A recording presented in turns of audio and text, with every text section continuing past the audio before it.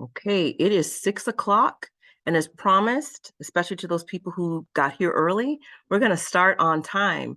So I would like to welcome all of you to our annual Junior Information Night. As a counseling team, we look forward to this event every year because it is such a great way for you all to start kind of as our rising seniors to start getting answers to questions. We're going to have you for the next 17 months. That's it. And then you're going to branch off and do whatever you're going to do after high school. So this is a journey, and this is a great event to kind of start that process. And so with that said, thank you for being here. Students, if you haven't done the survey, the pre-event survey, that QR code will take you to it. It's just a few simple questions, but it'll give you a gauge about the kinds of information that we want you to get familiar with, the terminology, the systems, the concepts. So in looking at the questions, don't be overwhelmed. If you don't know a lot of the answers, that's okay. Hopefully you're going to come away tonight having some information about those topics that are listed there.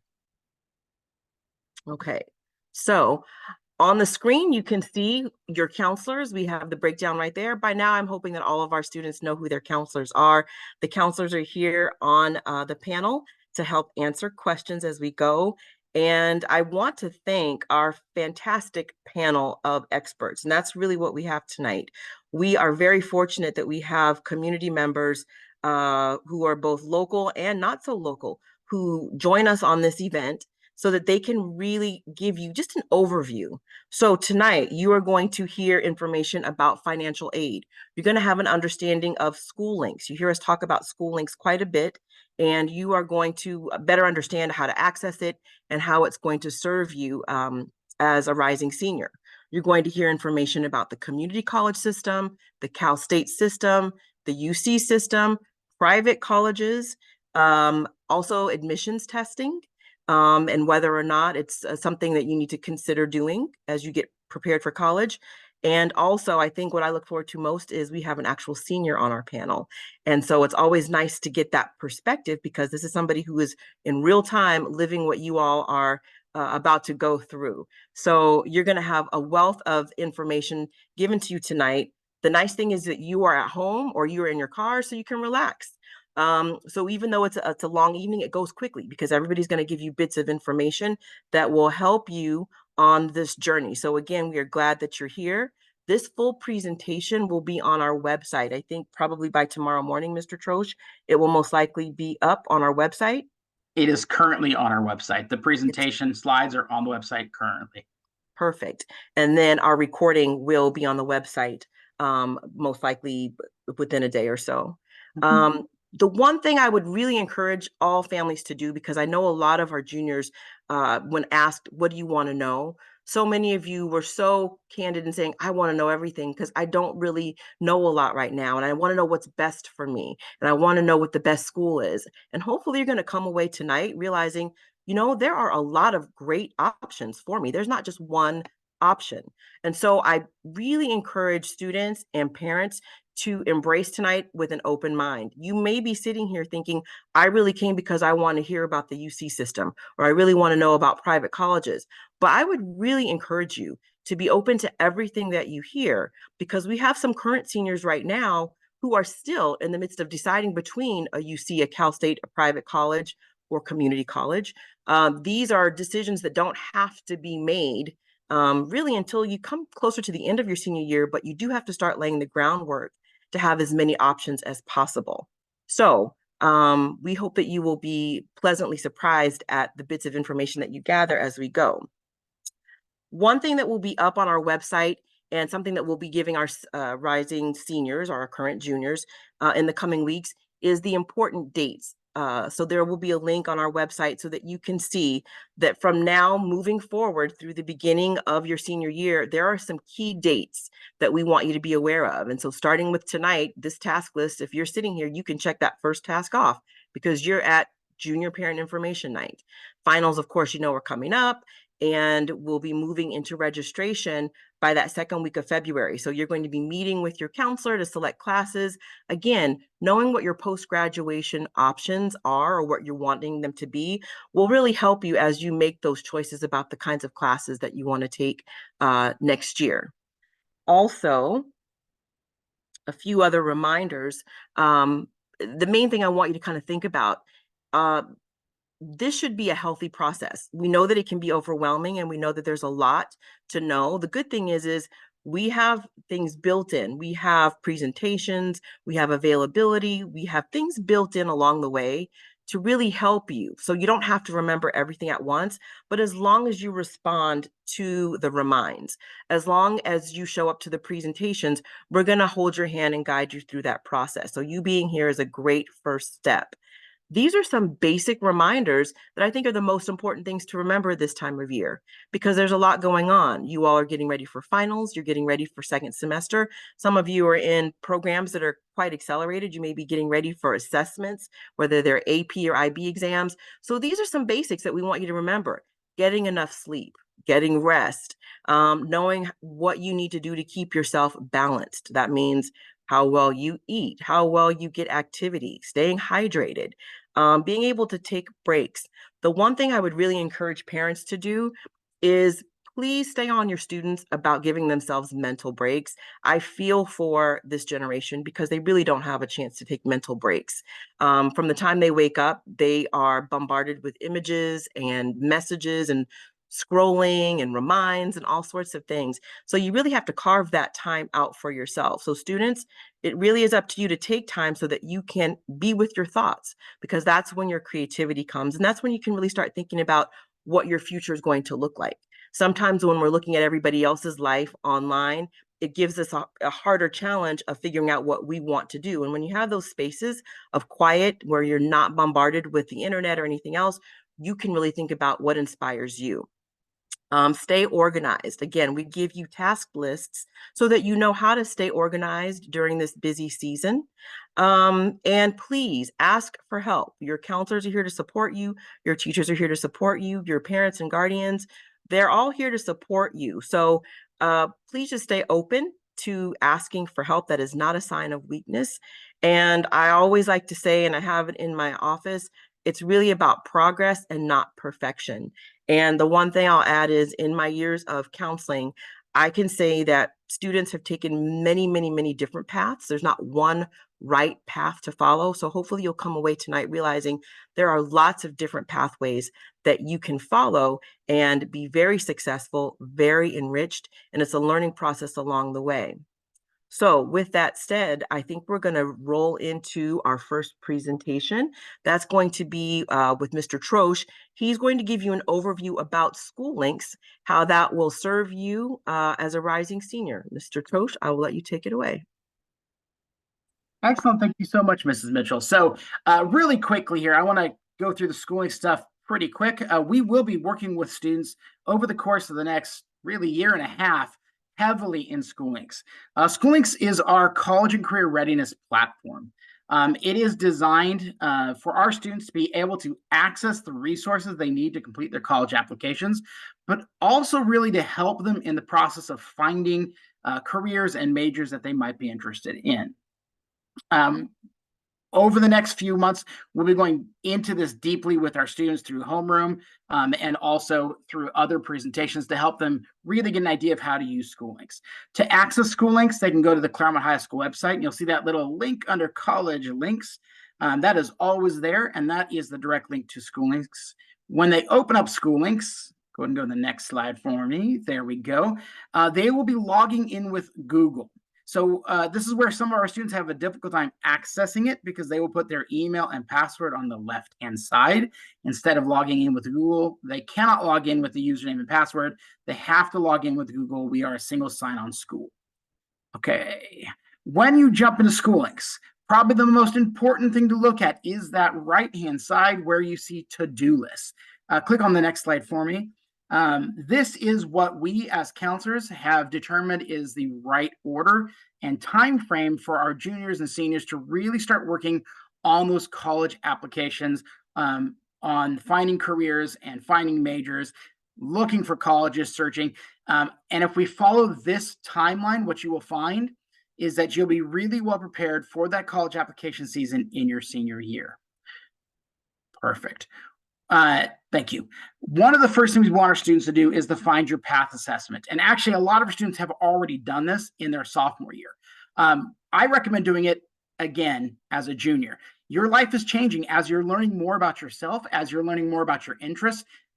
What you might go into and what you might major in is going to change. And we want you to try this again this year just to get an idea of, hey, is this still a major? Is this still a career I might want to go into? Go ahead and skip forward. Perfect. When they complete that career assessment, they're going to see this page here, which is going to give them a lot of information about potential careers and drill into the number of jobs that are available, how quickly that career is growing, within our state and other states. And it's a great way to really assess a choice in majors and whether or not that choice in majors leads to a productive and fulfilling career. Let's keep going. Back to our to-do list here. We highlighted one more thing here, and that is the planning units or the learning units. What these are recorded sessions through SchoolLinks that can help students kind of identify and look for options, kind of a self-guided tour, if you will, of the SchoolLinks program. Let's keep going. Perfect. So planning for life after high school. Today, you're going to hear from all the major college systems, private, public, and get an idea of what you should be looking for. We want our students to apply broadly. We want our students to find schools that are going to be good fits for them. And so as you're thinking about what schools you want to apply to, thinking about what your options are, and where to start looking for colleges, I really encourage you to thinking about how those options are going to fit you personally. Jump to the next slide. So some examples of things that go into college fit. We look at location, the size of the school, what athletics they have on there. Most of our students are going to be looking at those admissions things. Where does your GPA match? What are your test scores are? That's a piece of it. But we also want to look a little more broadly than that. Looking at really how that school fits you personally. And I know many of our presenters are going to talk about that specifically tonight. Let's go forward. Perfect. The last thing I wanted to show you here is the school search function within SchoolLinks. So as you're thinking about your college fit, what's kind of the right type of school for you, you can enter that information into SchoolLinks. I did a really quick general search here of California public and private schools, and you already get a ton of schools that pop up. But we can narrow that down by clicking on those other categories, looking at the size of the campus, looking at the location of the campus. Does that campus have, let's say, tennis as a sport that I can play? All these things are going to go into College Fit, and this is a great place to work on that. And again, we are going to guide students through this both in homeroom lessons, but also in lunchtime sessions coming up in April. Perfect. As you're creating your final balanced list, we would recommend students shoot for this kind of a ratio, a 3-to-1 ratio. 3 target schools. Now, these are schools where your GPA and your test scores kind of match. You're right in that 50-50 range, okay? Your second set of schools, the 2 recommended schools, is going to be the likely schools. Now, these are schools that you are very likely to get into. You fall above the 75th percentile of admitted students. And the last category is going to be reach schools. And we recommend 1 reach school in that 3-to-1 kind of ratio. Okay, last thing here. This video, I was asked this already in the chat. This video will be posted on the Claremont High School YouTube channel, which if you go to the Claremont High School guidance page, that is the very first link there at the top. We also keep it, so right after this presentation, where that Junior Information Night logo is, that will turn into the webinar recording. So we will post it on there as well. But any of our old recordings or anything, if you want to watch us a month from now and it's no longer on this page, you can always go to the CHS Counseling YouTube channel and you can find our recordings there. And I think I'm handing it off. Perfect. Perfect. Thank you so much, Mr. Troche. So students, many of you pose the question, how do I know the right college? How do I know what's best for me? How do I start looking for college?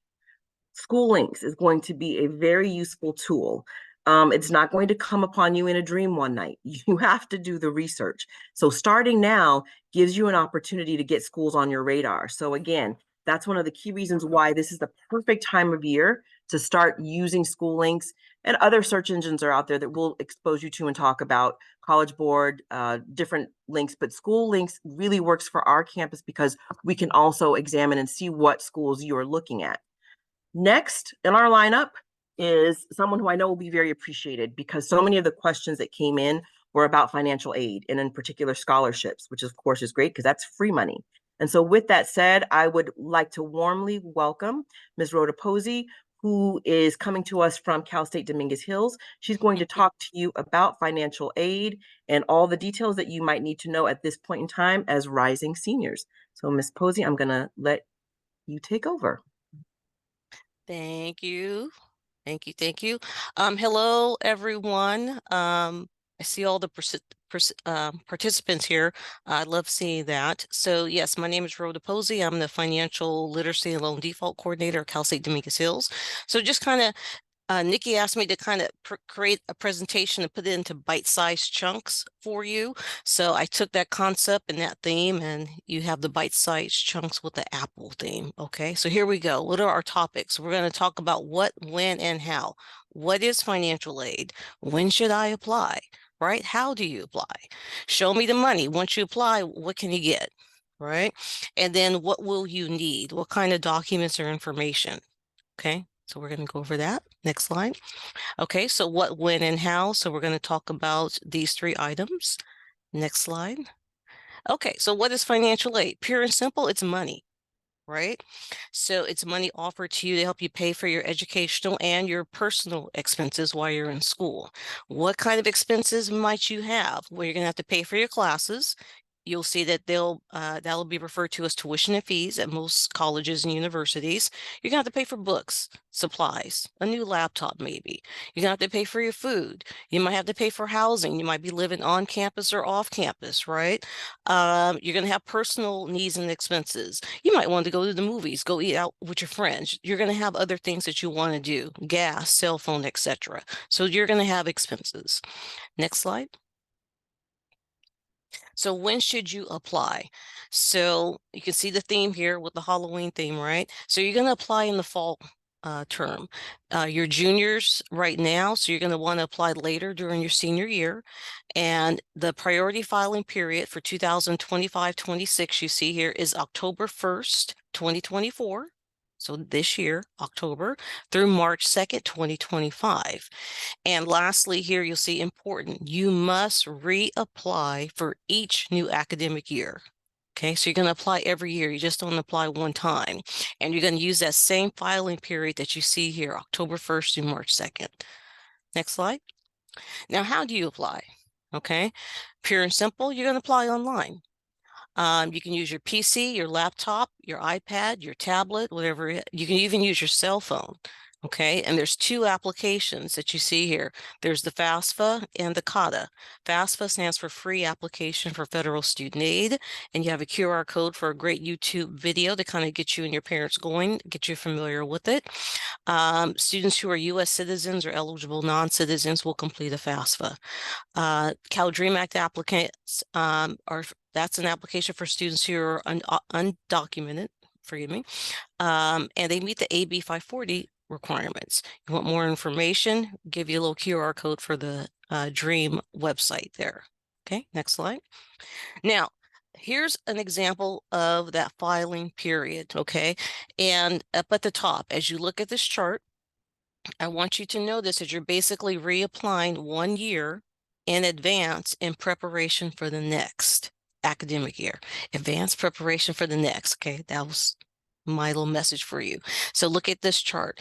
So you can see for the academic year 2025-26, that covers that academic year is August 2025 through June of 2026. The priority filing period is October 1st, 2024 through March 2nd, 2025. What's your goal? You want to have your application submitted before the fall semester of your freshman year. Go to the next year, right? So 2026-27, you can see the period that's covered, and you can see the theme here. That's October 1st, 2025 through March 2nd, 2026. What's your goal? To renew your application before the start of your sophomore year. And then lastly, on this example, you want to renew your application before the start of your junior year for 2027-28. Okay? For pro tip number 1, you just want to make sure that you apply by March 2nd, but this is telling you that applicants who apply after March 2nd, your application will still be considered. However, if you apply late, you may miss out on receiving some types of financial aid funds. Okay, next slide. Pro tip number 2. So no matter what you're thinking at the time, and you can see in this little graphic, you might be going, well, I'm tired, I need a break. Or you might say, you know, I'm thinking about transferring to another school, or I didn't get any financial aid. I didn't get any grant money last time, right? Why should I apply again? Or we've seen this too, grad school. Well, I'm thinking about it, but I'm not sure yet. No matter where you're at and what you're thinking at the time, until you graduate, you're going to want to submit your application between that October 1st and March 2nd period. And let's discuss why. So why? Because in the event you change your mind and you continue on with your enrollment, or you successfully transfer to that new college or university, or you become eligible for grants because there was a change in the income for you or your parents, or you get accepted late into a graduate professional school. So if any of those scenarios occur, your financial aid application will have already been submitted. So that way, the financial aid administrators like me, we can determine your aid eligibility as an on-time applicant as opposed to a late applicant. Okay, now show me the money. If you do all this, okay, what can you get? How much aid is offered and how much? So here are your types of aid. There's the 3 categories here: grants, scholarships, loans, and work study. So notice the different types. There's federal grants, state grants, institutional grants that come from the college or university. Down there at the bottom, you can see that grants are free money that don't have to be repaid. Next, you have scholarships. Variety of scholarships, institutional and private. They usually require a separate application. And you'll also see down there at the bottom, grants scholarships like the grants are free money. They don't have to be repaid. And then lastly, on this slide, you have loans and work study. There's federal loans and there's private loans. But notice that loans are not free. So eventually you'll have to pay them back, but they're a resource. And then you have work study, the LEAP program, and College Corps, where you earn that money through part-time jobs, right? Part-time working on time, off campus or on campus, or through your volunteer work. Next slide.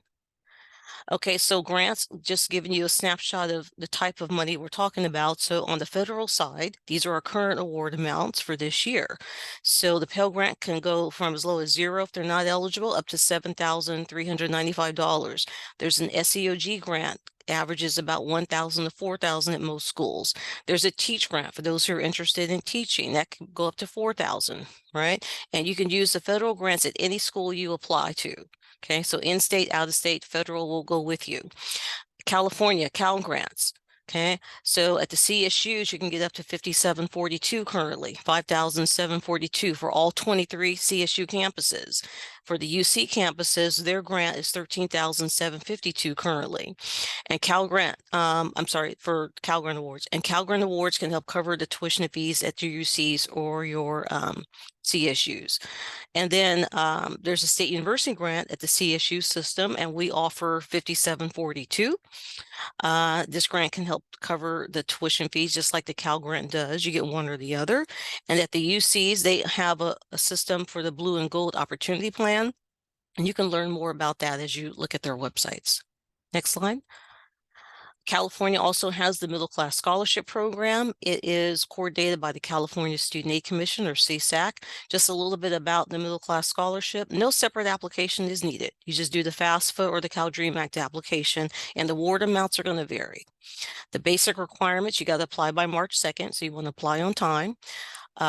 Currently, students with family income and assets of up to $201,000 can be eligible, but moving forward for 2024-25, that income asset ceiling is increasing to $226,000, and you have the QR code for more information. But it's just for here in California at UCs or Cal States. And then next, scholarships. So again, institutional and private.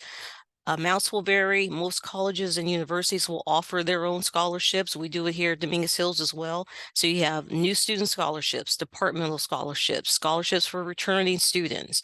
Then there's private scholarships. Those sources and organizations are going to vary. The best thing I can suggest for you, just for the time being, is just to look at the financial aid office websites at the schools that you're interested in, and then think about signing up with a free scholarship search engine. I'll give you three of them here: scholarships.com, there's College Board, Big Future, Scully about Sally Mae. I believe Ms. Mitchell may try to schedule down the line a separate session just on scholarships, which will be very helpful. I would encourage you to attend that. Loans and work study. So when it comes to loans, just giving you the range right now, $5,500 up to $12,500 annually. It's based on grade level. Students are not required to borrow. The financial aid offices will offer it, but you're not required to borrow, okay? Just consider the loans as a resource, okay? An alternative funding resource in case you need it, okay? When it comes to private loans, those amounts will vary based on the eligibility and credit worthiness of either the student or the parent borrower. Just know that in combination of your grants, loans, and scholarships, if you're trying to get a private loan, with the private loan, those combined awards cannot exceed your cost of attendance budget, okay? And then with the federal work study program, again, amounts can vary. A typical range at most schools can be as low as $1,000 up to $5,000, okay? Next slide. And then with LEAP and the College Corps programs, just kind of sharing this information with you. The LEAP is learning aligned education program, and you earn money to pay for your educational costs while gaining career-related experience. Okay. College Corps is just for here in California, and it can help create some debt-free pathways for you. And notice the amounts there. $7,000 stipend, and then a $3,000 education award, but it requires a certain number of hours of service, but that's a good program. And you have the QR codes there to learn more. We're almost done. We're almost done. Okay, lastly, what will we need? What will you need? What kind of documents or information? Next slide. So when you're applying for your online application, basic information, you're going to need your social security number, date of birth, email address. Same thing for your parents. Their full name, date of birth, social security number, email address. You and your parents are going to be creating a username and password referred to as an FSA ID. Okay. And then you're also going to need the income and asset information for you and your parents. And the center there, documents. The financial aid office may or may not ask for tax forms, proof of citizenship, state or government issued ID. Again, if requested, it's not going to be required for everyone. And the verification worksheet, perhaps, right? Those are some typical documents. I will say in that last one, under other, for some types of aid, you may have to complete additional items, whether online or paper, but don't worry about that right now. Okay, when the time comes, just submit whatever it is that's requested. Okay, quick review. All right, so what, when, and how, just remember financial aid is money. You always want to apply between October 1st and March 2nd. And if you can avoid it, don't apply late. And the two applications are the FAFSA and the Cal Dream Act application. Show me the money. So just remember the types of aid are grants, scholarships, loans, work study, LEAP, and College Corps. Federal grants in the center there can be used nationwide at any college. Then you have loans and work study. And then just know Cal Grants, middle class scholarship, the UC and Cal State funds are just for California schools. And then just visit the financial office websites for more information for the schools that you're interested in. Okay. And consider a scholarship search engine. And then what will you need? Just basic information again: name, social security number, date of birth, email address. Okay, separate email addresses for you and your parents, possible documentation, again, tax forms, state ID, verification of citizenship, verification worksheet, maybe if it's requested. And next steps: attend sessions like they're offering for you right now. Take advantage of those. If you have any sessions that are offered by local colleges and universities, especially the financial aid application sessions, attend those. You can begin now to do your scholarship search. Okay, and then just mark your calendars. Okay, this October is coming up, and then that's it. And you have our contact information. That was a tall order and you delivered. Thank you so very much, You're Ms. welcome. Posey. So students, parents, I know there are lots of questions about financial aid. I think that is an excellent overview.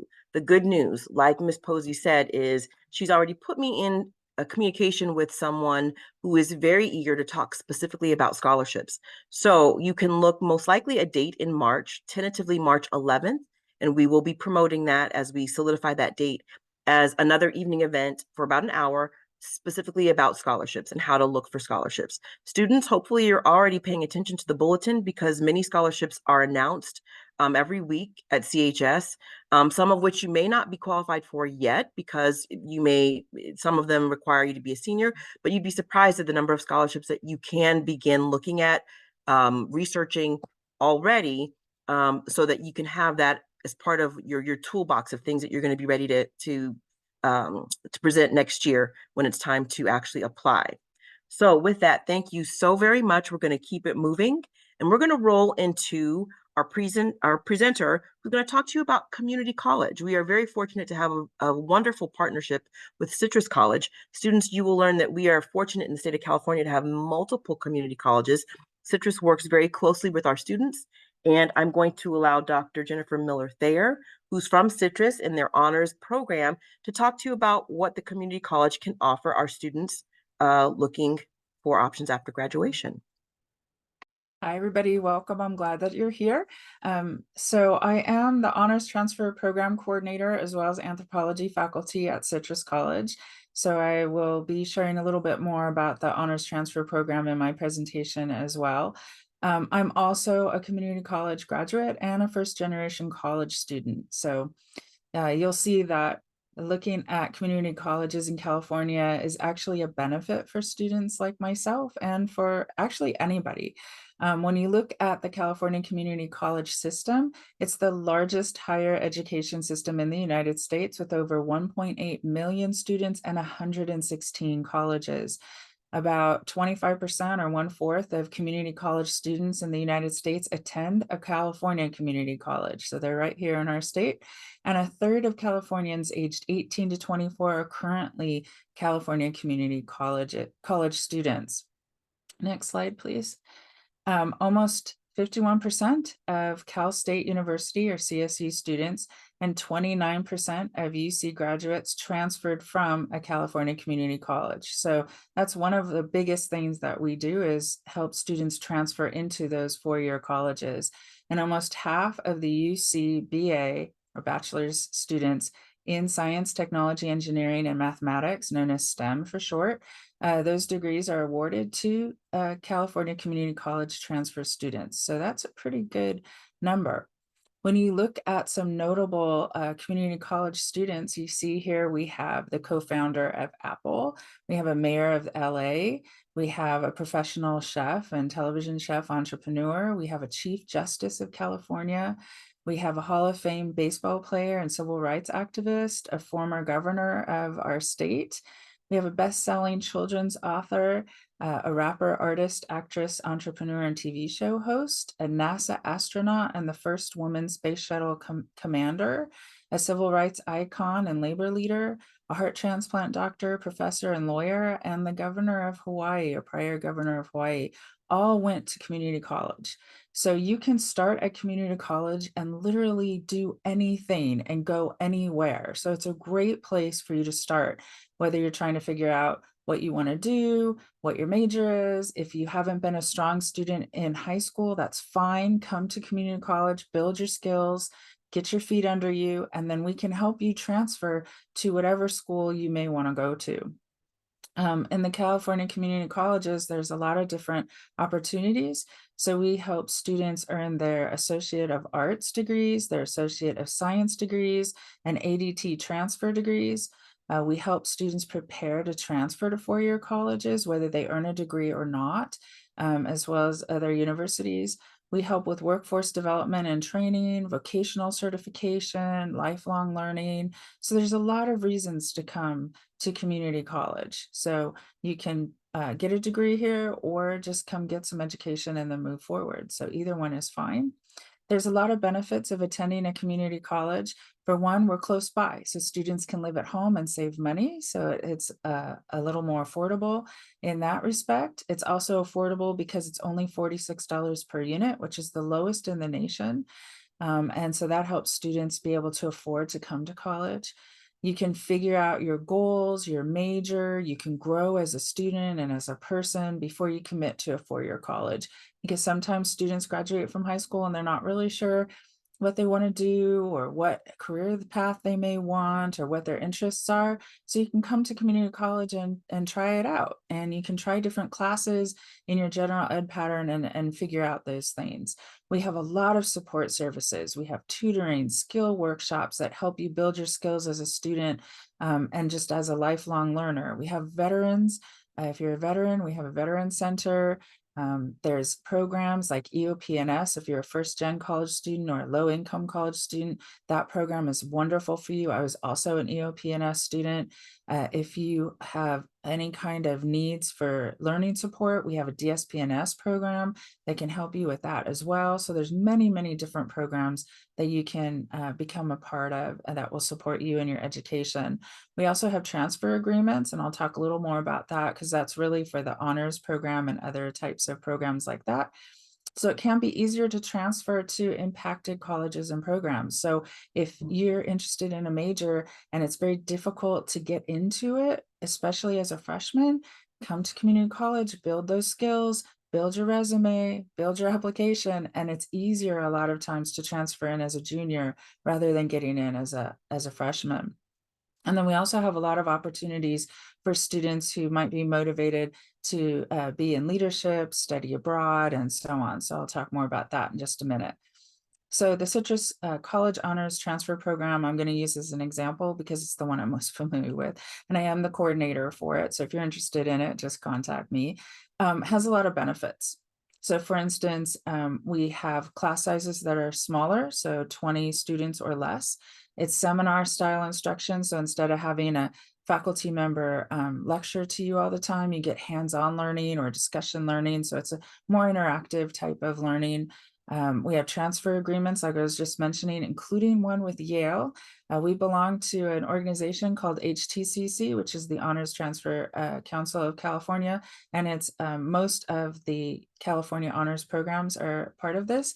And we get our transfer agreements through that. And we just got one with Yale, and they're looking for first-generation college students, veterans, and returning students. So if you're interested in Yale, think about it.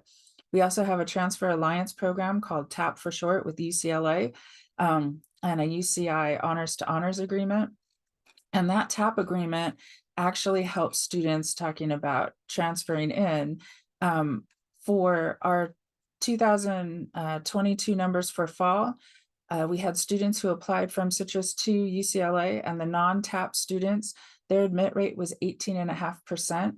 Our students who were TAP certified and through the honors program, their admit rate was 83%. So if you're interested in going to places like UCLA or Yale or UCI or any other school, think about the honors program because it can help you get into those schools even better than the normal transfer rate.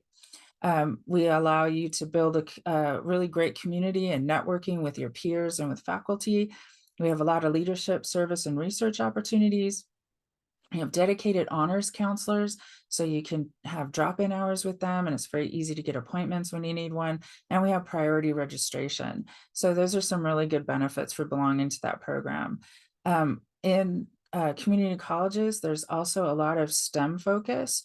And so there's STEM counseling and tutoring, supplemental instruction, peer-to-peer mentoring, STEM learning opportunities, teacher preparation programs, student research opportunities with universities like Project RAISE, that's with Cal Poly Pomona, for instance, summer research programs. And those allow you, again, to build your skills, get a lot of experience within the STEM fields, and that helps you stand out. So when you transfer, you're able to get into better programs. We also provide what's called career and technical education, or CTE for short. These are some samples of the CTE opportunities that we have, like in administration of justice, automotive technology, dental assisting, nursing, child development, audio recording technology, and so on. And so these are programs that you can come in and get certified in and then go to work in those fields. We also have a lot of performing arts opportunities. So if you're interested in singing, dancing, theater, music, either on stage or behind the scenes, you can get training in that, practice in that, opportunities in those areas. We also have the regular arts like ceramics, drawing, and painting. And then we have relationships with the Getty Museum, internship opportunities. And the Getty Museum is outreaching to community colleges. They're really trying to recruit community college students into that internship opportunity. So it's another great chance for students to get some experience. Study abroad. I can't tell you enough about study abroad. Please take advantage of this. So these photos are actually from my experiences with study abroad at Citrus College. So on the left-hand side, I was in Costa Rica from January into February of 2020. And on the right-hand side, this past year, I was in Paris from January into February. And so that one photo there of the Eiffel Tower was actually from the street where my apartment was on. So that's a view I got to see when I would go home every day. And that's me ziplining through the jungle in Costa Rica. So please think about study abroad. It's more affordable at the community colleges because the expense to be at community college is lower. And we have month-long programs in winter and summer that are sometimes easier to access than the semester-long ones, but please think about those too. Now, paying for community college is the same as paying for any college. You're going to fill out that FAFSA or the California Dream Act application, just as was discussed a moment ago. And then there's also things like the California College Promise Grant. And then there's other grants and programs like the Pell Grant, the Cal Grant, the Citrus Promise Grant program, and other local promise programs as well, and scholarships. So then when you are ready to apply, we take applications all year round, but there are certain timeframes that you want to apply if you want to get into fall classes or spring classes. For example, you're going to apply for your financial aid, you're going to attend an orientation, usually online, but sometimes in person. You'll see a counselor and prepare what's called the SEP, which is a student ed plan, and that's just going to plan out your classes. And then you're going to register for classes. A sample timeline is the dates are going to vary college by college. So you want to look at the websites, the outreach offices, the financial aid offices, and so on for those important dates.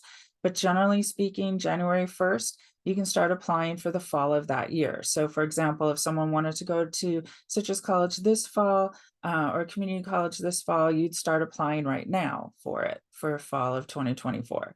You're going to complete that new student orientation. Around March or April, you're going to want to go to a student ed plan workshop with the counselors if they provide that. We do at Citrus, but not all colleges have a workshop. So you'd have to make an appointment with a counselor. You start picking your courses and get registration support. And then around mid-May, priority registration would occur for the people that are in the programs like EOP&S, veterans, DSP&S, or early decision promise program students, honors program students, and so on the second day. So there's my contact information. So please feel free to contact me if you have any questions about honors or Citrus in particular, anthropology, or anything else like that. So thank you. Thank you so much, Dr. Miller Thayer. I will remind you that our slideshow, it will be up on our website. So obviously you can take a snapshot of her information there, or you can always go back on our website to find it. Students, just realize that community college is college. Before we move to our next presenter, I just want to emphasize that fact. So when your counselor is talking to you about classes to take next year, keep in mind that you are going to college when you're going to community college, and you need to be college ready. So continuing with your math, continuing with your science classes, these are all things that we're going to encourage you to do if you're a student thinking about 4-year as well as community college. I'm going to roll right into our next presenter. We've just learned a bit about the community college system, and now we're going to take some time to better understand the CSU, or the Cal State University system, of which we are very fortunate to have 23 campuses. So with that said, I am going to introduce Marosa Ualunga Ayi. I'm so sorry if I mispronounced that. I will let you reintroduce yourself, but please welcome Marosa from the CSU system. Hi everyone, my name is Marosa Uyangalale. I'm an outreach counselor with Cal Poly Pomona, and I'll be going over the Cal State University system, which is our public school system here. And thank you, next slide. And so here is an overview of what I'll be presenting, kind of going over. First, why choose the CSU? So I'll go over some key points about the CSU system and why or what makes us unique compared to others here in California. And then I'll go over our freshman requirements and then our funding for the CSU degree. And then lastly, some key dates and deadlines for the application. Next slide, please. Thank you. So as part of the CSU's commitment to the state of California and our residents here, we make it our mission to provide accessible education, high quality learning for our students. With that, about 91% of our freshmen are accepted when applied to. And then more than half of our students identify as first generation. So you'll see it's 54%. With that, we offer a wealth of support within the system for the first gen population. And then 95% of our undergrads are from California. And again, it's just to further enhance our commitment to our California residents to prepare our residents and our students here for success. Next slide, please. Next slide, please. Yeah. And then was there a slide before this? I'm sorry. Okay. I think I went a little bit ahead. No problem. Mhm. Okay, and then 81% of our students receive financial aid, just for your own reference. So there's financial support for you once applied or opportunities. And then more than half, so I believe it's about 56% of our students of our undergraduates leave with zero loan debt. And then our CSU campuses are consistently ranked top 10 in social economic mobility. So what that means is depending on your economic status, after pursuing a degree with us, our students typically are able to move or rise in economic status. Next, please. Thank you. And then what can you study at the CSU? Here are a few of our majors that we offer, some of our more unique majors that the CSU offers. However, we do offer over 4,000 degrees. These are just a few of those. And then another note to make with our majors and within the CSU system itself, a lot of these are applied fields. So what that means is we have a ton of specializations and in what we offer so that our students are ready to enter into the professional career that they're pursuing. Some examples would be teaching. We offer a wealth of teaching credentials, our nursing programs, and then our business degrees and engineering. And again, those also offer certain specializations. So you can be really specific in what you're intending to pursue in career-wise. Thank you. Here's a helpful tool if as you're kind of navigating which program and major of interest you might have. You can use this as a support tool for yourself. It'll really kind of narrow down what your interests are. Note that this link or this tool is very specific. So if you need kind of support, I would work with your counselors maybe to kind of navigate that just to explore your opportunities here within the CSU system. And then I'm going to present on our freshman admission requirements. Sorry, this needs to be updated just as far as the year. So for fall 2024, all of these freshman requirements remain the same. The CSU system does not require any tests, so the SATs and ACTs are not required for admission. However, if you'd like to provide those, you'll have an opportunity in the application to provide those. They just will not be used for admission purposes. They'll be used to place you once you're accepted into your campus. And then you'll have to have all of your high school requirements completed.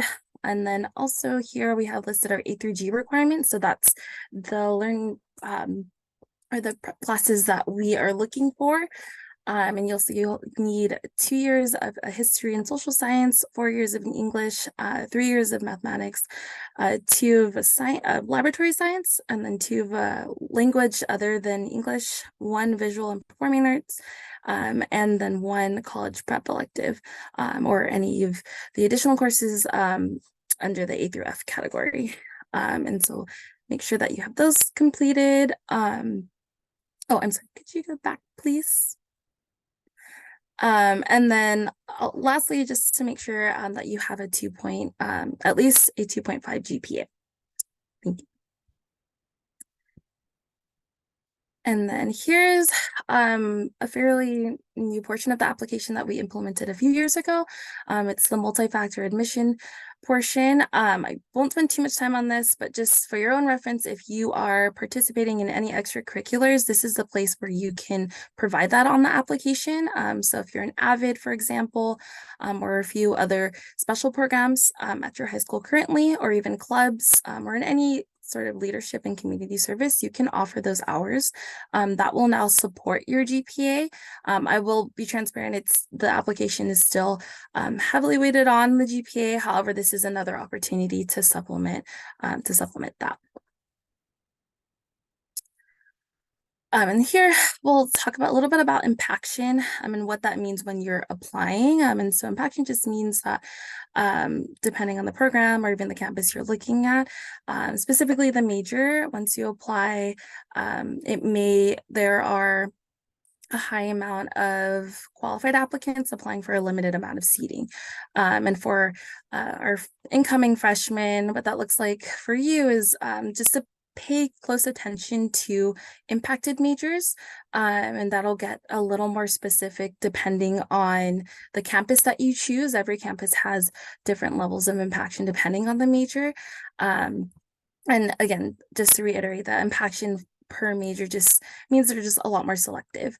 And so keep that in mind as you're applying. Most of the all of the CSUs will indicate which of their majors are impacted. So all of their home sites should help you with that, and their admission sites, just to kind of give you some tips on when you're navigating those. But pay attention to those. It's highly selective, so you do want to make sure your application is competitive for those specific ones.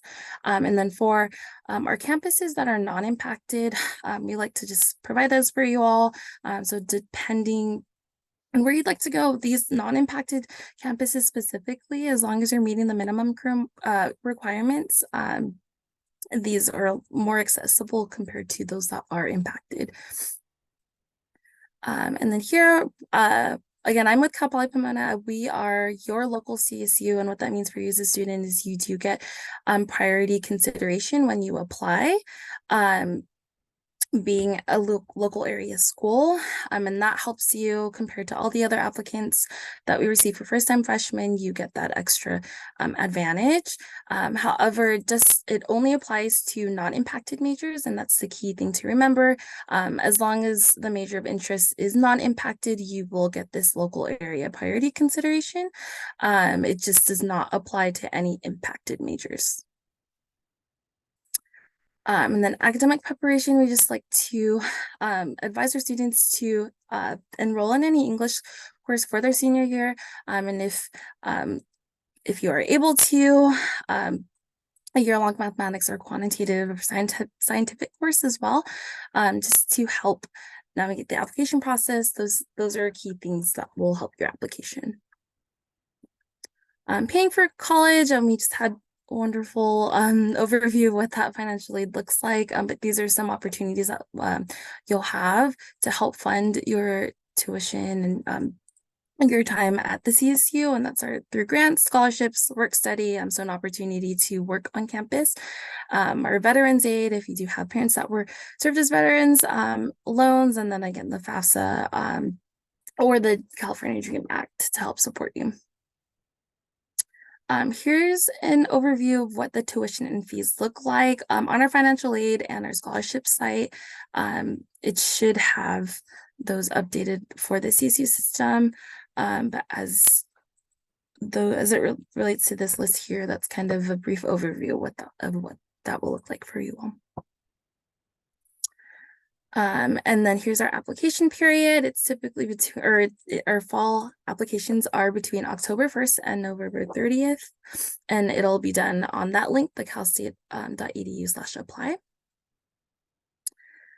Here is a really nice overview. It's one of my favorite slides to help give you a sort of plan with our CSU admissions process. So again, you'll start at the application, and then you'll see, let me get this a little bigger for myself. And then we also recommend that you visit other campuses if you can. Campus tours do get pretty booked up, especially locally. So if you can schedule those as soon as possible. And then you'll receive communication between December and January about creating a transfer portal. And then between January and February, we'll have different deadlines for you to meet. Don't let this overwhelm you, but I would have this or refer back to this as you are applying. And then our decisions are released between February and March. Between March and April, financial aid packages are awarded typically. And then by May 1st, we ask that you submit an intent to enroll. So that's just letting us know that you are committing to one of our campuses. And then you'll see just different follow-ups, orientation, for example, last deadlines to kind of finish and complete before you start your semester. And that's about all that I have for you all. Again, just paying attention to those deadlines. And then here I have our outreach link. So with Cal Poly Pomona, if you have, we offer pre-admission advising if you'd like to schedule an appointment with myself or my colleagues one-on-one, just to kind of go over some of the things that we did. That's offered to you, and then also by email. Thank you. Thank you so much, Marosa. Again, 23 campuses. So students, the biggest takeaway I would give you is please explore broadly. You're lucky that we have a local campus, and certainly I would encourage you to apply to Cal Poly Pomona since it is a school that is our service area school. But again, begin your researching now just to give yourself the most opportunity to learn about all the different campuses and the variety that they give you. I would like to now, we've talked about community college, we've talked about the CSUs, we're going to roll into private colleges, of which there are thousands of private colleges. And so the tall order that Mr. Peter Osgood has is to give you an overview of what a private college education experience would be like and where you can start exploring that in your future. Mr. Osgood, I will let you take over. Thank you. I'm going to do something a little bit different at the start, though. First of all, I want to acknowledge how Paula has been a machine answering questions on the Q&A, and I want to really applaud what she's been doing. Yes, my task is difficult because I've got so many colleges to talk to you about. Here is an organization called AICCU, Association of Independent California Colleges and Universities. This is just California. There's many, many more across the country. So you have a lot of choice. And so I want to focus on this question of choice because it also came up with Nikki's initial comments, like what's best for me? There are so many choices that I'm interested in putting you students in the driver's seat. And so I'm going to start by saying your 4 choices that you will engage in this process of going to college. You control 3 of them. The first is which colleges do you apply to. That's why colleges have been sending you so much crap and materials in the mail. It's you get to decide which colleges fit you best. And we're going to talk about fit a little bit. The colleges get to decide whether they're going to admit you based on the strength of your application. Hopefully that application fits the institution. So that fit question comes up again. You then get to decide which college you're going to attend. So you control all of that. You make us lose a lot of sleep. And then the 4th choice is what you do with that opportunity. That is the most important choice, and you have complete control over that. So I want to empower you to take advantage of the power that you have. And I'll reiterate that you are you are lucky to have colleges close to you. If we lived in Topeka, we wouldn't have these kind of choices. But you, within about a 2-hour drive, can get to these various different types of institution very, very easily. And so please visit them. These colleges are quite different from each other, but these are some of the various types. Research One institutions are places like University of Southern California, Caltech. They want to produce scholarship for the masses, for the society. Comprehensive universities like Loyola Marymount are going to have some graduate programs. They have strong undergraduate programs, but they're comprehensive. Liberal arts and sciences colleges like the ones in Claremont or Occidental College focus on the undergraduate experience. And classes are going to be small, highly interactive, very Socratic in the learning process. They do a phenomenal job of preparing students for their next pathways because they get so much mentoring and attention from each other and from their faculty. There are also great small colleges that are religiously affiliated, and if that is part of your identity or something that you're interested in considering for your college experiences, look no further than Azusa Pacific, Cal Baptist. There's some great schools near you for that. There are specialized schools, there are schools that do lifelong learning, all of them within a 2-hour drive of you. It's crazy lucky that you're in this. If we go to the next slide. So how do I figure out what's a good place for me? Well, there are several good websites to help you with this. I'm putting down some questions. You certainly don't need to focus on these. There's a device that your counselors will introduce you to. Another one is from Big Future through the College Board. There's an organization called NACAC that has a determining the right fit. And the whole point is that we want you to focus on how you learn, what kind of community culture is going to serve you best. And we certainly want to find a good place for you financially. So a good idea is to visit these places. You'll be able to get the vibe of these places, not just by staying through, looking at it through your monitor, but actually interact with people. That's a really good choice. So I'm going to relate to you a couple of stories. The first story is my oldest son, who was visiting a college on the East Coast. I picked him up and I said, "What do you think?" And he said, "I really like this school. I sat in a class. I got to see a student from Claremont High School who's 2 years ahead of me at this high school. We talked." I said, "Great. How does this college fit on your list of colleges to apply to?" "No, I'm not going to apply here." I went berserk. "What are you talking about?" He said, "No, this college is very much like who I am now, not who I want to be." So think about change. Think about fitting a college to you rather than you trying to figure out how can I get in to that place. All right, consider growth. And so I'm going to share with you my story of my second son, who looked only at colleges that are called the flyover schools in the Midwest part of the country. These schools are in such a competitive situation that virtually every school he applied to had placards all over their campus how they admit a very high proportion of their students in small classes, and yet 90-some% of the students receiving merit scholarships, which was astounding to me. So there's a lot of choices you all have to make. If we go to the next slide, my whole point is this: you have to find yourself, your priorities, how you like to learn, with whom you like to learn, what you consider to be a good social life, how you're going to grow and change. If you want to get into the weeds of things and to find out how a college serves you best, you can look at information called a common data set. You can look at college catalogs. I think this is a really good idea to find out what the college values. So if a college is caring about how many different majors they offer and how they can teach large numbers of students, that may serve you well. But there are some other schools that may have a more limited selection, but they're going to teach you more intimately, and that may serve you well. There's a lot of choices.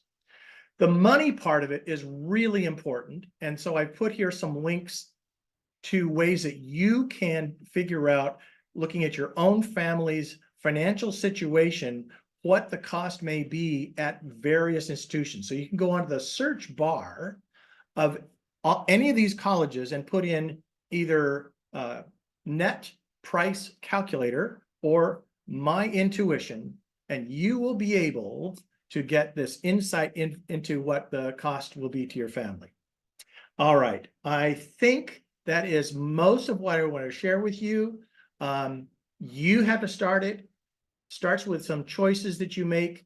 Please be attentive to the changes in yourself while you're going through this process. The idea of applying to colleges can actually affect the way you think about what you want out of college.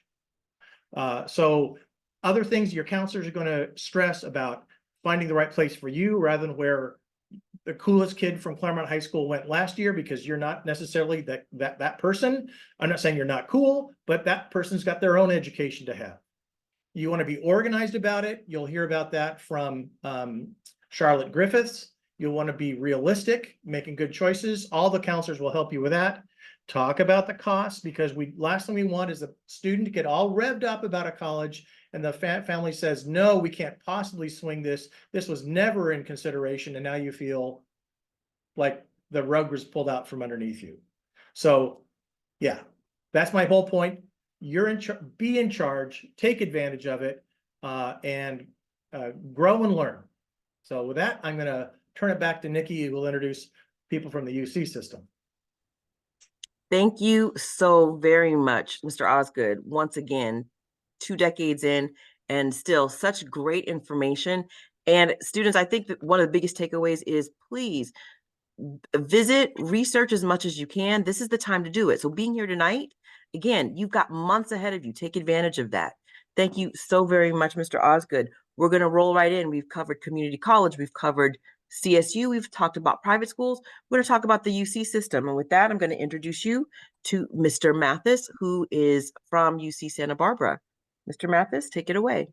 Hello, hello. Thank you all for having me today. My name is Marcus Mathis. I am currently the Assistant Director for Diversity Initiatives at UC Santa Barbara, but I'm also a UCSB alumni. I grew up in Los Angeles area, and before I wasn't working in admissions, I worked as a counselor for current UCSB students. So the way I kind of look at it is I want to make sure these students come here and succeed, right? So today we are talking about UC admissions, and we'll give a little UC overview, right? So we're looking at this campus, right? 9 campuses, actually 10 campuses, 9 campuses that admit undergraduates, right? Undergraduates are the ones earning their bachelor's degrees, whether it be a BA, Bachelor's of Arts, a BS, Bachelor's in Science, or they have BMs, Bachelor's in Music, BFAs. There's tons of those bachelor's degrees. Now, a lot of the advice that was given earlier is so relevant, you know, talking about the UCs as well. So, you know, as Ms. Mitchell and Mr. Osgood were talking about, you know, the variety and the choices you have to make when you're applying to campuses, that applies just as UCs as well. We have a huge variety of environments and opportunities to offer you at the UC system. So we can start up at UC Davis, one of the larger campuses in terms of space and also in terms of population. They have over 40,000 students at UC Davis, right? So if that's what you're looking for, that you'll find that. There's a football team, right? There's a dental school. There's a veterinary school. There's all kind of food science, amazing things happening at UC Davis. Then you can look at a school like Santa Cruz, which is a lot smaller, right? Davis is in a kind of a college town, kind of like Santa Barbara. Santa Cruz is more of a foresty environment. But then if you're from a city, or say you're from, you know, an area that's not very active and you want to try a large city like an LA or like an Irvine, right? So you have those opportunities. Not only in size and population do these schools have some differences, but they also differ in degree programs offered, right? And things like that. So some of the campuses might have a business degree. Only 3 UCs have a business degree, right? That's going to be, let's see, I want to say it's UC, no, not UCLA, it's Riverside, Berkeley, and I think LA have business degrees. Like the other UCs don't have business. We have economics, but not business, right? There's psychology programs, there's history, there's art history. So in a total, there's 800 different degree programs that we offer at the UC. Lots and lots of opportunities. Next slide, please. So why, right? Why do you want to look at the UCs and what are we doing here? UCs are research universities. So just as Mr. Osgood mentioned, the Research One campuses have an interest in discovering the why, right? You're not going to find courses at the UC schools about how to do things, right? How to be a teacher or how to be an economist. You're going to learn about education. You'll learn about the economy. And through that information you're gaining, that's going to help you figure out what you're going to do next, whether it be a graduate program or professional school or going into the workforce. So there's lots and lots of options, lots of opportunities for you to kind of develop those skills. You can conduct your own research. When I was a student at UCSB, I majored in art history and Black studies. So what I wanted to study was the communication between Black and Mexican artists during the Harlem Renaissance and the Mexican Muralist movement, right? So I spent 2 quarters doing research on that, and I got 4 units, and I got grades per each quarter, and I wrote a 40-page paper at the end. That was my letter of recommendations, working with the faculty. That was my writing sample for graduate school, and it was a nice little GPA booster. So at these Research One campuses, you can actually answer questions you've always had. If you're the type that's always on TikTok or Instagram arguing with folks, then you might want to get into research, because that's how you can actually learn how to stake your claims and make your arguments. In addition to just research and learning, there's so much more at these campuses you learn outside of, say, academics. What I always say, 10 years after you graduate from college, it probably won't be a midterm or a final you took that's going to be in those emerging memories, right? It'll be an experience you had while you're in school. It'll be having a roommate from across the world and having to learn how to live with them. It'll be being part of a student organization and learning how to be part of a team or lead a team, right? All these different things you're learning at these campuses. And when you have campuses that have undergraduate focuses, right, you learn these things. We call it the hidden curriculum. You learn how to manage your time, how to manage your stress. You learn public speaking, right? You learn all these different skills that are going to help you perform in the workplace. All right, next slide, please. In terms of academics, though, so many things possible. Again, 800 major programs. You can double major in most of our campuses.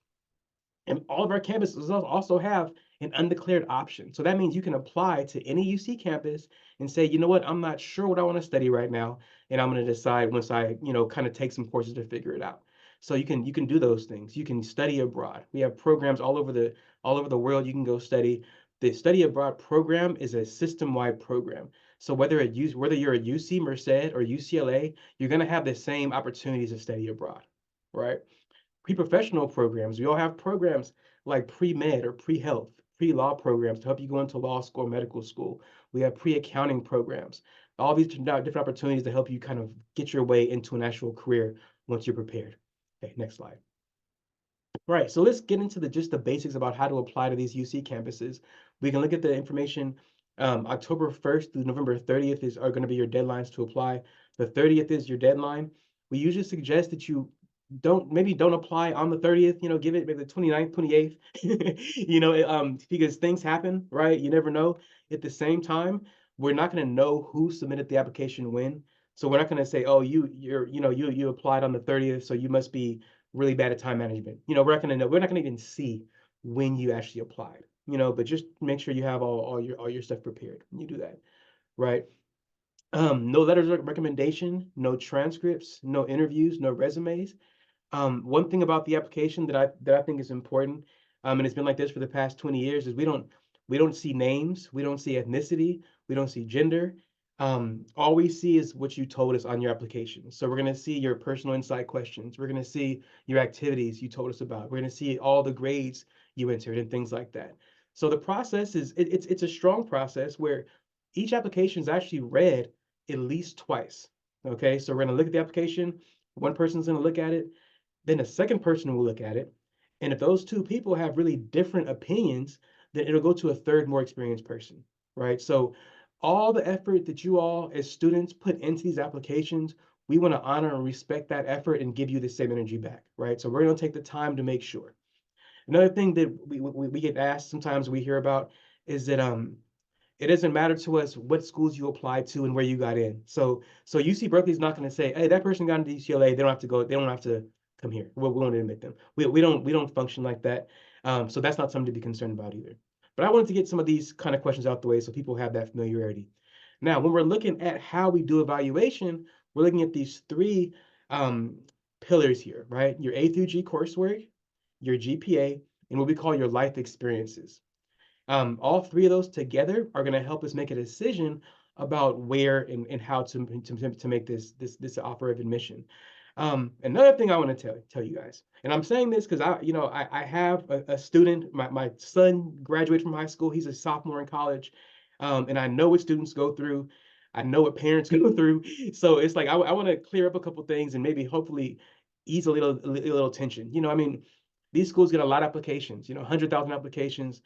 Y'all could succeed at any of these campuses. It's just a matter of how we have to do the admissions in order to make sure that we're admitting folks. So um, like I said, don't just do your thing, apply to the campuses.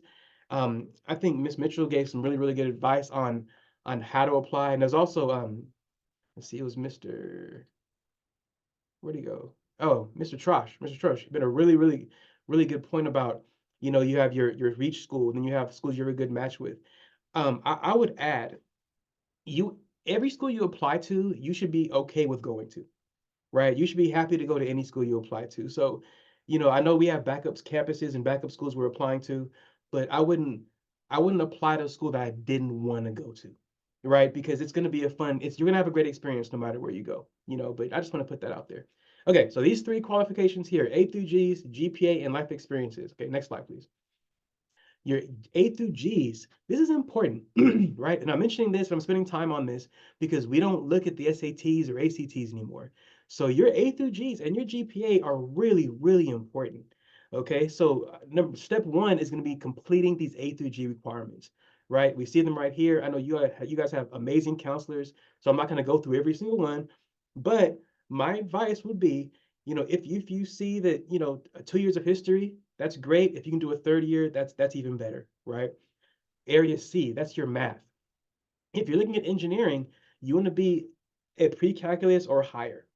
Okay, and I know a lot of your students are doing that, so that's really, really important. Science, right? 2 years required. If you take a 3rd year, it's not going to hurt, right? Not going to hurt at all. Now, this is my favorite one, Area E, language other than English. This is important because if you do 2 years of a language like Spanish or French or Japanese, you'll be eligible, right? But at some campuses like UC Santa Barbara, if you do 3 years of the language, you don't have to take that language once you get to the UC, right? Because what's going to happen is soon as you get to these campuses, you're going to be met with a whole new host of A through G's or general ed requirements, right? There'll be English and writing requirements, there'll be science requirements, there'll be math requirements. One of those is a language requirement. If you took 3 years of, say, Spanish or French in high school, that requirement is waived. If you did not, you only took 2, you got to take a whole another year once you get to UC, and that's no fun unless you're majoring in language, right? The other one I think is important to talk about is Area F. That's your arts requirement. Now, you can take a range of courses here, right? You can take dance, you can take voice, you can take sketching, drawing, all kinds of different things. But they have to be within the same area in general. So they have to be a visual art, a performing art, or musical, right? So you can do voice and piano, right? They're musics, but you can do piano and drawing because they're two different types, right? You can do drawing and painting though. So you want to make sure that you have that going on with your Area F requirements. Area G is going to be everything else, right? So after you get past your 2nd year of science, that 3rd year will be counting as Area G. So when we're doing evaluation, right, and this is really important, we pay attention to how many A through G courses you took. We're paying attention to how many courses you've taken. We've seen students that take the bare minimum of A through G's and get A's. That's great, but a student who went above and beyond and took a more than the A through G requirements, the minimum, with maybe not all A's, they're gonna have a better shot, right? So it's very important that you continue. I know some of you might be able to leave at lunch your senior year because you finished all your requirements. I would keep taking classes for sure, right? GPA. This is how we look at your GPA. We look at it from your 10th and 11th grade A through G courses, okay? So your 9th grade math class will not count towards your UC GPA, okay? Your 11th grade PE course will not count towards your UC GPA. Only your 10th and 11th grade A through G courses. We do look at IB, we do look at AP, and we do look at UC approved honors courses. We love for you to take those courses. That's great. But the tricky part is we're only going to count 8 semesters of those courses towards your UC GPA. Okay, so say you took 20. I've seen students take a lot. We're actually going through applications right now. I've read about 200 in the past maybe couple weeks. I've seen students take a lot of honors and AP and IB courses. We only count 8 semesters towards your UC GPA, but we do like to see you take a strong schedule. So even though that's not going to boost your GPA after 8 semesters, right? It's still important if you're doing well, you know, to take those extra AP, IB, or UC approved honors courses or city college courses, which are all great. We love to see that kind of stuff. What we're looking at is for students who are going to be pushing themselves, students who are taking a course that's rigorous and showing that they really want to push themselves and learn a lot, right? Okay, we are test free. We do not see your SAT or we do not see your ACT, okay? What we do see though are your AP scores, your IB scores, and SAT subject, we're really not going to see too much anymore because people don't really offer those. Your AP and IB courses, if you get a 3 or higher in AB, right? You get 5 or higher in your IB, that's going to be a pass for those tests. That'll get you the extra grade points, okay? Say you took 3 AP courses and you got a 3 or higher, and all 3 of them makes you an AP scholar, right? Get 3 or higher in 5 of them makes you an AP scholar with distinction, and those are all really important qualities, right? Okay, finally is life experiences. This is super important as well because what we do is called a holistic approach to admissions. We're looking at everything else you've done, right? We're looking at everything in high school we're focusing on, right? We're looking at clubs, sports, community service, right? We're looking at Boy Scouts, Girl Scouts. Would you do the Gold Award, right? All those types of things. We're looking at playing instruments, right? We're looking at what are you doing with your time? The question we like to ask is, how are you taking advantage of what's available to you, right? And that's what the question is, because we don't compare students in that way, right? We compare students to what their opportunities are. So we have some students that might be, you know, taking care of their siblings while their parents are working, right? That students that is showing leadership, right? They're showing responsibility, they're showing dedication, and they're able to achieve that while still performing at a high level in high school. That's amazing, right? The students who's traveling the country performing in their craft, the students who's getting international recognition for something, amazing, right? We want to see students taking advantage of what's available to them and how they're taking care of business, right? So it's a picture we're painting. We're looking at everything. It's not just one component. We look at economics a little bit, right? We look at overcoming challenges. I mentioned my son has a sister with autism. So for him, he had some challenges with us because we had therapy for her, 4 days a week. It was hard for him to take some activities and do certain things in the evenings because we were doing therapy with her. So he had to tell us about that so we understood what his life looks like. And that's what we want to know. We want to know what your life looks like, the good and the bad. What are you winning at? What are your challenges? What are your successes? These are all really important components that paint a picture of who you are, right? And that's called the holistic review. So we look at your academics, we look at your course load, we look at your achievements inside and outside of the classroom. We look at your personal insight questions. All these things are super, super important in us helping to make an informed decision about your admissions. There's a QR code right there that's going to give you more information about the holistic review process and how it actually works. Okay, so here's a good example of this, and we talk about sometimes it's really important when you're filling this out next year, because y'all are juniors, so next year we're not too focused on this right now, but you really, really want to, it's like writing a resume. I'm sure you heard about resume writing and how you use power language, and you have certain ways of really showing and indicating to us how strong and how great you are with certain things, right? So when you're talking about activities, look at the character count, 350 characters. It's not a lot, but be prepared. And this is something you can start doing as a junior is looking at your activities, right? Okay, say you're playing a sport. How many hours are you doing this a week and how many weeks per year, right? Some people might be playing, varsity soccer. There's a season, but if you're doing club, you might be off season. So you're going to be looking at how much time you're spending, right? In terms of what your interests are. We cannot look things up, and this is getting harder and harder because I know that you guys are doing cool things. You guys are influencers, you guys are content creators, you've developed businesses and you have websites, all kind of cool stuff. We cannot look at that, right? If you put a link on your application to your amazing Etsy shop, right, or your TikTok account with 1 million followers, we cannot open that link up. We cannot look at it. You can tell us about it, right? And you can tell us all the important and amazing qualities it took to create that, right?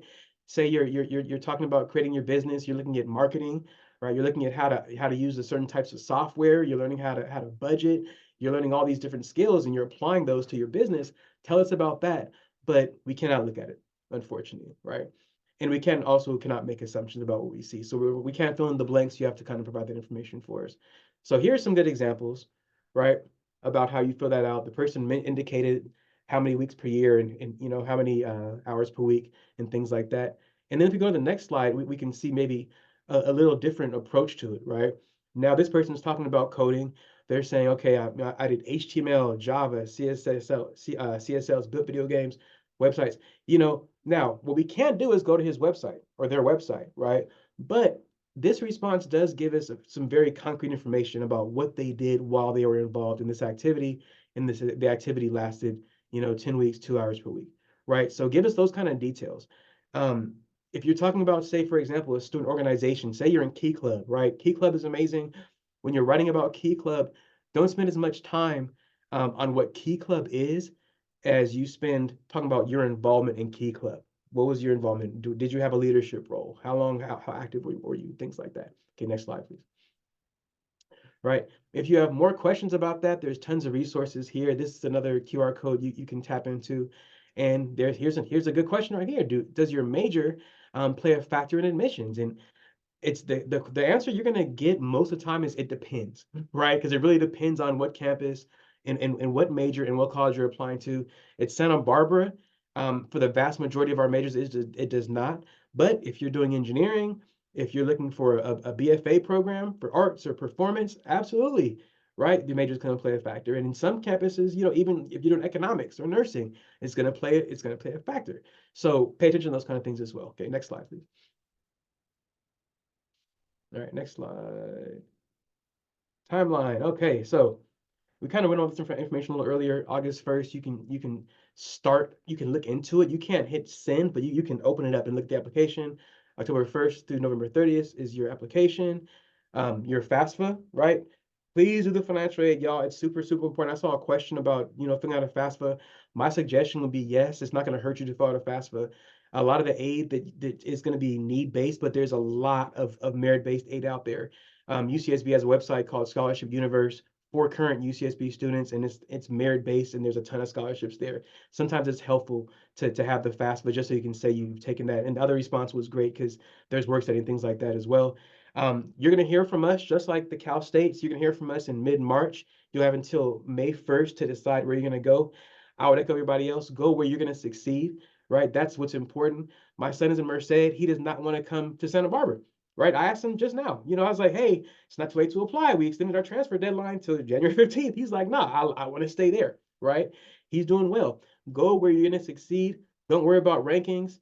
Don't go to apply to college subreddit. It's not for you. You're gonna get false information.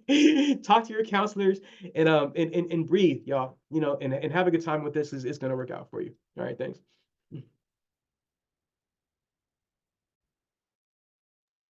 Thank you so much, Mr. Mathis. One quick question. My team is looking at Q&A, and before we move into Charlotte, which is really going to summarize some things for our students, was there a question that we needed Mr. Mathis to answer directly? It sounded like there was some. Yeah, one question was, how does the UC view undeclared versus declared majors as a system in undergraduate admission?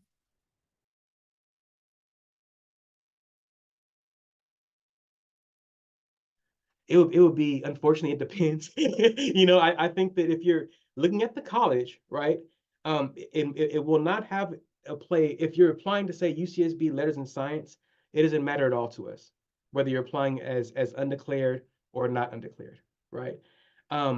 If you're applying to say engineering though, then they're gonna have an interest and say they're gonna say the coursework you've taken and is that relative to your major, right? Some campuses might do that. I think if you look at page 25, that's going to help a little bit on the on that QR code that we sent over.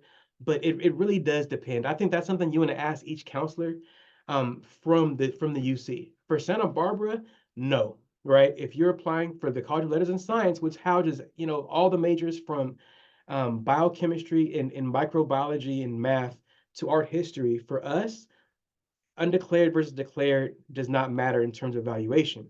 but I know for a fact that Irvine's nursing program most definitely is looking at what you're majoring in, right? I know that some business programs are very, very selective by major, right? And so it's going to make a difference. So it depends on the campus. I can answer you for Santa Barbara, but I can't answer exactly for all the UCs. Thank you very much. I think the goal is for students to realize that this is the time to ask those questions. Asking them now in January or February of your junior year is a lot less stressful than being a senior in September, wondering these questions and having to ask them when you're on such a tight timeline. So again, right now, time is on your side, students. So please take advantage of knowing that these are the kinds of questions you want to get answered. Start asking them individually of the campuses. We're going to roll into our last two presenters. Our student presenter is someone who every year when we are selecting as a team, it's not always that I'm looking for the student who is who has the top grades, or the student who is definitely an IB, or a student who's in theater. I'm looking for the student who, when I meet with them at the start of their senior year, I get a sense of the student did their research. They are balanced and they seem whole and they seem happy and they seem that they have become resilient and resourceful in this process. And so with that, I talked to Charlotte and asked her very early on, Charlotte, you've done a lot of really smart things. Would you be willing to speak? And she said yes. And with that, I'm going to turn you over to our senior presenter, Charlotte Griffiths. Hi. We can go ahead and go to the first slide. So a little bit about me. Obviously I'm class of 2024. For my classes at THS, I took a hybrid of AP and IB classes. And in total, I applied to 7 colleges, including 5 large public schools, which would include 2 UCs, and then 1 art school and 1 small private school. Next slide, please. Thank you. So, in this presentation, mostly I wanted to talk to you guys about what worked for me for my college application process, and also what I would have done differently that will hopefully be helpful for you guys. So, my recommended timeline for what y'all should be doing junior year and then the summer between your junior and senior year and then senior year is here on this slide. So junior year, like the counselors have already talked about, a good thing to start with is school links. And then the next thing that you want to start looking at is the SAT and the ACT, which brings me to my next slide. So my general notes about the SAT and the ACT, in general, I think it's really, if you are going to take these tests, which I would recommend, in general, it's really good to prepare for them. So the CHS library has some books about SAT and ACT prep. You can also order those online if you'd like your own copy. There are lots of online websites that offer this. In general, I would say that you should schedule the test really early, and I would recommend trying to take both of them and then seeing which one you like better if that's possible for you. In my case, I tried them both and I liked the SAT better because it offered me more time to answer questions.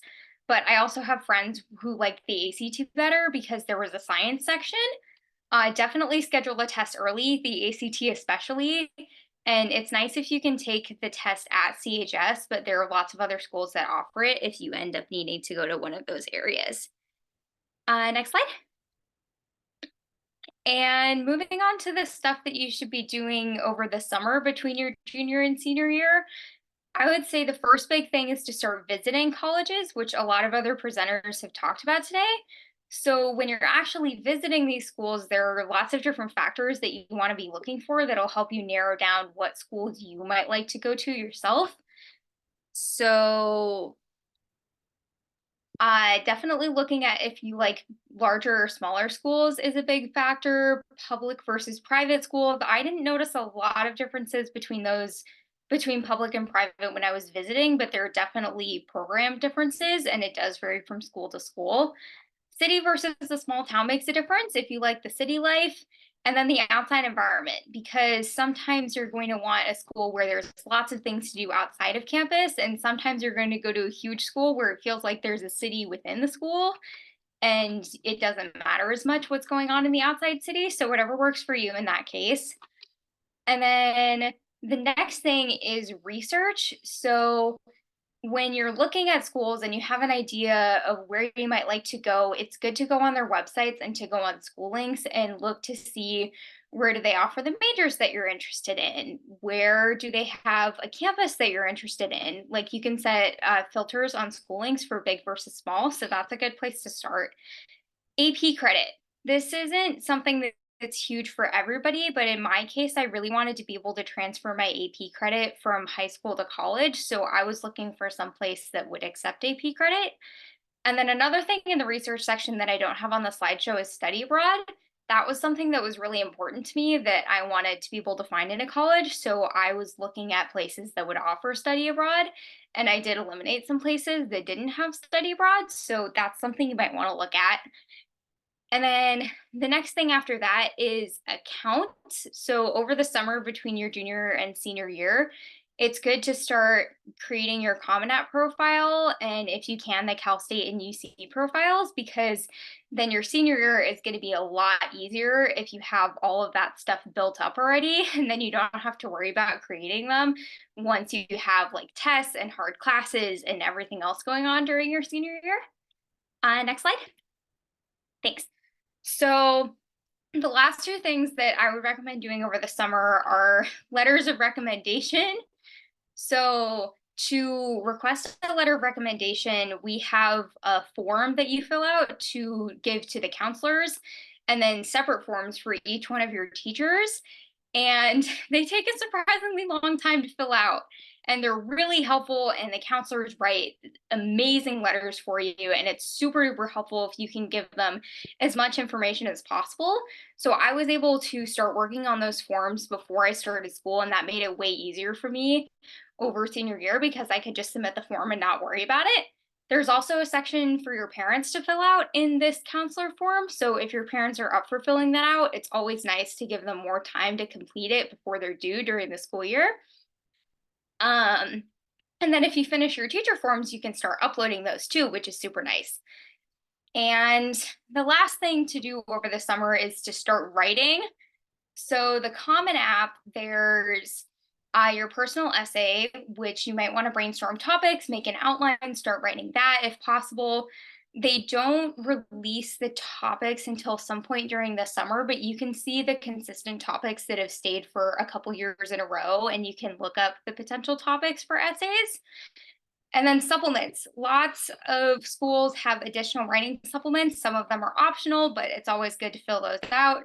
So it's good to give yourself time to think about those and start writing them if possible, and the Cal State writing supplements, and then the personal inquiry questions, which we talked about in the UC section. It's also good to start writing those so that you're not having to do that last minute. It will make senior year so much nicer.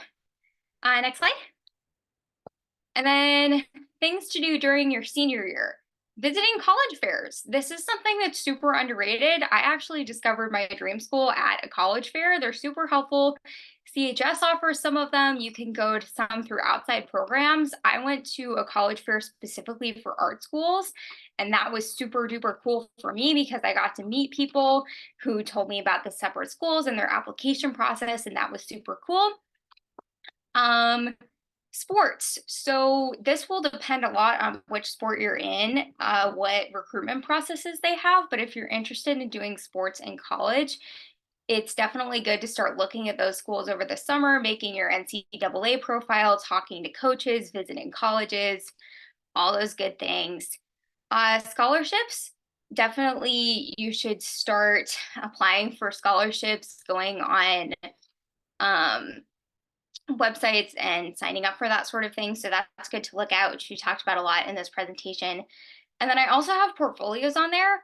For me, I ended up applying into a lot of art programs. So I wanted to start building an art portfolio to submit.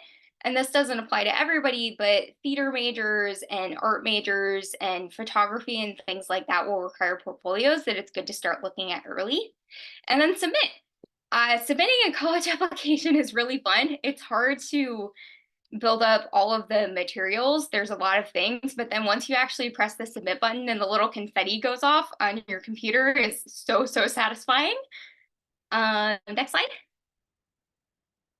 And then the last thing that I have for you guys is some general advice, which some of the people in the presentation have already touched on a lot of these things. But my first piece of advice is to use your resources. Your counselors are awesome and your teachers are awesome, and they are very, very wise and knowledgeable, and you should definitely ask them questions and go to cool events like these.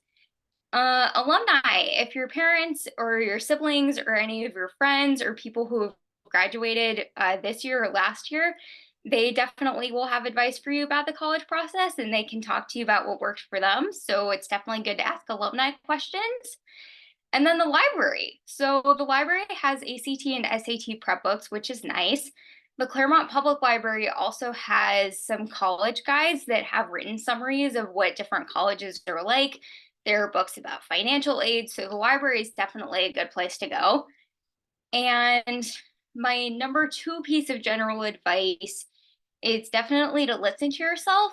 So taking care of yourself physically and emotionally is super important in the college process.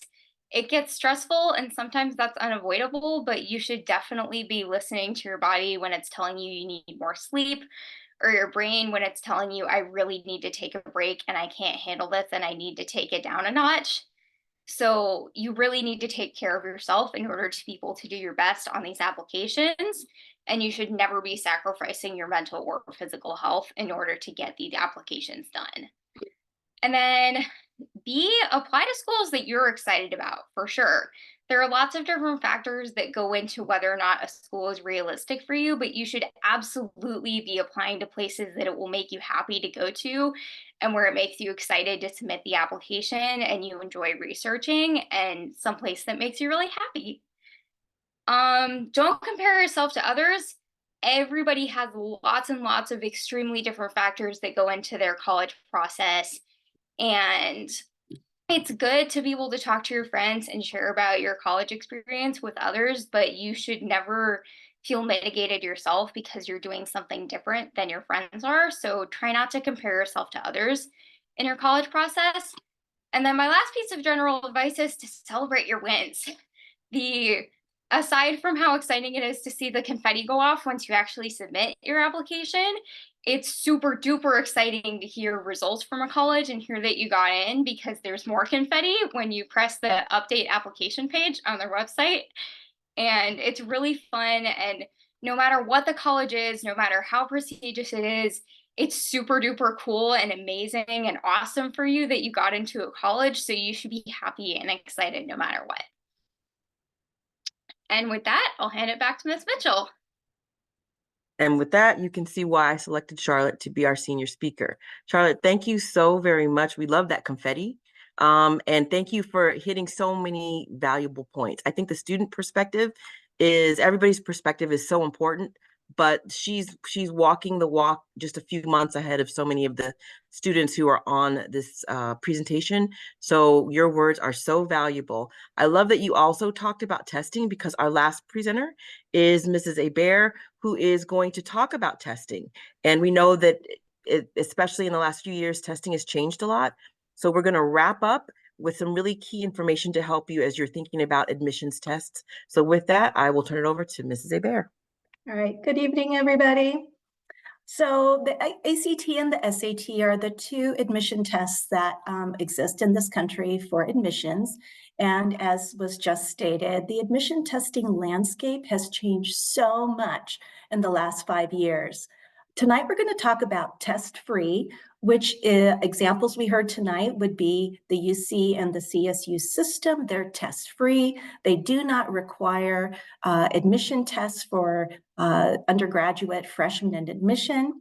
Test blind, which means that a college, if they do receive your SAT or ACT scores, will not look at it. They'll be blind to those scores.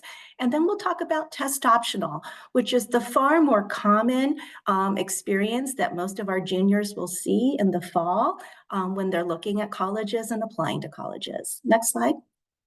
All right, so you will discover using School Links or using Big Future as your search tools that the admission requirements for each college will be listed, and they will vary by institution. Again, the UC system and the CSU system do not require admission testing, although you will see in the fall that if you are applying to UC and Cal State, they'll ask you questions about SAT or ACT, but it's not part of admissions. Another agency that no longer requires admission testing is the NC2A. Previously, that was a requirement for students who wish to compete in athletics in college, but the NC2A has dropped the SAT or the ACT as part of the eligibility for amateur athletics. Currently, 80% of US colleges and universities are test optional. How do you know if you want to submit a score or even take an exam? That's what I really want to talk to students about more, as well as parents. If you are looking at a school that is test optional, it's really important to look at the selectivity of the school and also the major that you are applying under.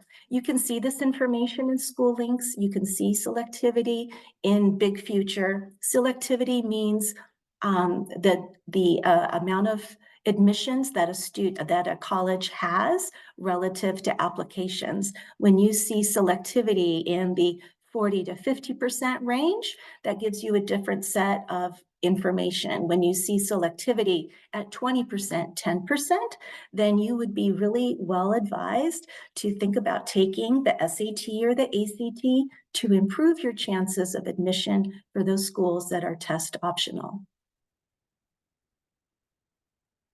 There are very few schools currently nationwide that require the SAT or the ACT, and they are listed here. For most of the counselors in our office, the real standouts are MIT and Georgetown still require testing, and the 3 academies, the Naval, Air Force, and military academies do require SAT or ACT.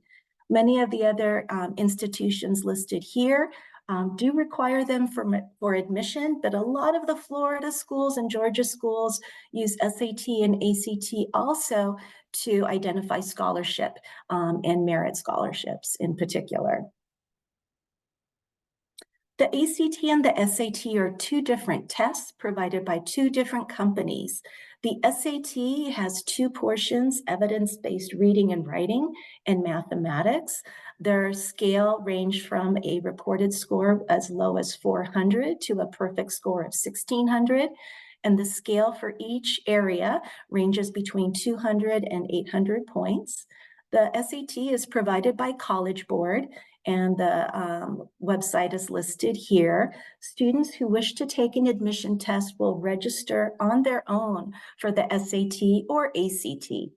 The ACT test is published by a different agency, the ACT people, and it's 25% English, 25% math, 25% reading, and 25% science. The scores range between 1 and 36 on each, on the ACT, excuse me, and there is no penalty for incorrect answers on the ACT. Next slide, please. On the CHS website, you will see that we have a link to admission testing, and we also have this information. This is a screenshot showing you upcoming ACT dates and SAT dates. The ACT is listed on the left, the SAT on the right. Generally speaking, you want to register for the exam at least 4 weeks before the exam occurs. That ensures A, that you find a test site close to you, and B, that you can also pay the regular registration fees.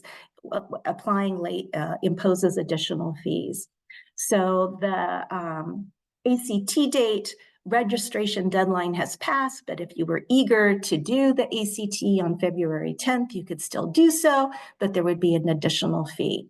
The SAT coming up next is March 9th, which also launches the digital SAT for the first time as a Saturday date. Admission test dates are listed as Saturday dates. That may be a new feature for many families. Things to consider. Fair Test is an organization that has been very proactive in identifying some of the pitfalls of admission testing, and they definitely have been a huge promoter of colleges re-examining admission test requirements.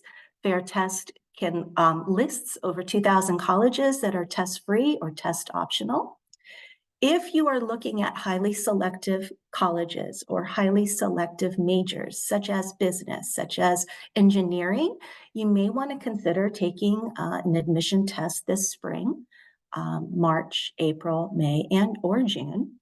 And when you take the test, you can simply not list any colleges to receive your scores, but just leave it blank for recipients.